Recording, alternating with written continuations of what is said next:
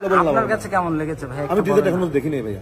আমি অস্ট্রেলিয়া ছিলাম অনেক। সম্প্রতি এক আলোচনার ভিতরে জায়েদ খানকে শাকিব খানের তুফান সিনেমার টিজার নিয়ে জিজ্ঞেস করা হলে জায়েদ খান বলেন, আপনি তুমি তো কথা বলার বাইর করো ভাই, তোমার শাকিব ভাইয়ের ছবি তুমি তো বলার চেষ্টা করবে। জায়েদ খানের মেজাজ ছিল একেবারে গরম। এই অবস্থায় জায়েদ খান রেগে বলেন, তোমরা যে প্রথমে শাকিব খানকে নিয়ে কথা বলবে না, এটা হইতে পারে না। শাকিব খানের কথা বলবে না, এটা হতেই পারে না। তখন সাংবাদিক বলে, আমি শাকিব খানের কথা বলি না, আমি জায়েদ খানের কথা বলি। আমি জায়েদ খানের কথাও বলি।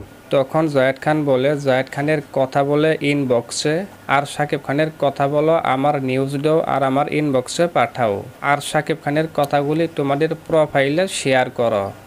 আর শাকিব খানের কথাগুলো তুমি নিজের প্রোফাইলে শেয়ার দাও। আপনার কাছে কেমন লেগেছে? তখন সাংবাদিক বলে, শাকিব খানের তুফান সিনেমার টিজার কেমন লেগেছে আপনার কাছে?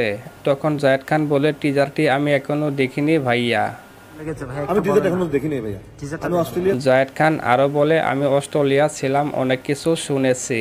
ভালো কিছু হলে আমার বাংলাদেশের শিল্পী আমার অবশ্যই অনেক ভালো লাগবে। শুনেছি যে কিছু ভালো কিছু হলে আমার বাংলাদেশের শিল্পী আমার অবশ্যই ভালো লাগবে।